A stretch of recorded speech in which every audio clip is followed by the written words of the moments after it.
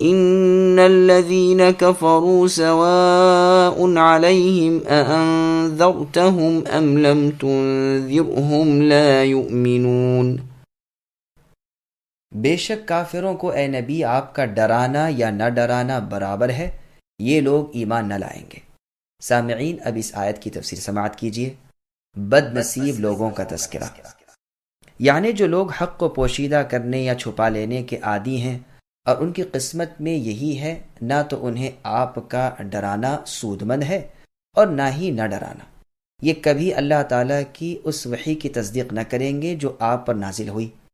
جیسے اور جگہ فرمایا ان الذین حقت علیہم کلمۃ ربک لا یؤمنون، یعنی اے نبی جن لوگوں پر اللہ کی بات ثابت ہو چکی ہے وہ ایمان نہ لائیں گے، اگرچہ تمام آیات دیکھ لیں، یہاں تک کہ دردناک عذاب دیکھیں۔ اور ایسے ہی سرکش اہل کتاب کی نسبت فرمایا وَلَئِنْ أَتَيْتَ الَّذِينَ أُوتُوا الْكِتَابَ بِكُلِّ آيَةٍ مَا تَبِعُوا قِبْلَتَكَ، یعنی اے نبی اہل کتاب کے پاس گرچہ آپ تمام دلائل لے آئیں تاہم وہ آپ کے قبلے کو نہیں مانیں گے، یعنی ان بد نصیبوں کو سعادت حاصل ہی نہیں ہونے کی، ان گمراہوں کو ہدایت کہاں۔ تو اے نبی ان پر افسوس نہ کیجیے، آپ کا کام صرف رسالت کا حق ادا کر دینا اور پہنچا دینا ہے۔ ماننے والے نصیب دار ہیں، وہ مالا مال ہو جائیں گے،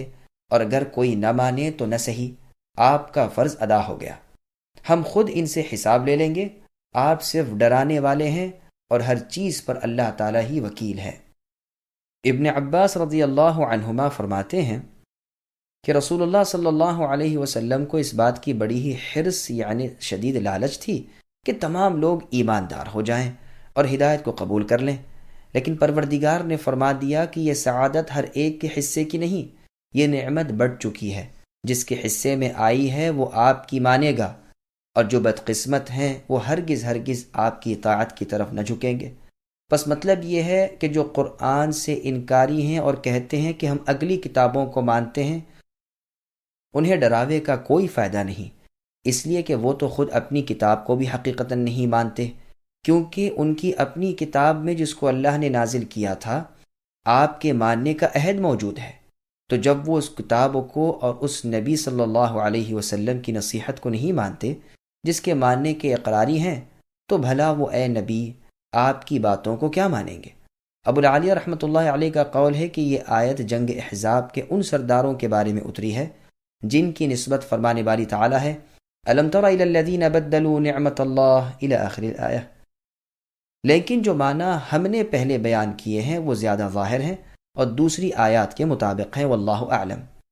اس حدیث پر جو ابن ابی حاتم رحمۃ اللہ علیہ کے حوالے سے ابھی بیان ہوئی ہے، دوبارہ نظر ڈالیے۔ لا یؤمنون پہلے جملے کی تاکید ہے، ان کا کفر نہ ٹوٹے گا۔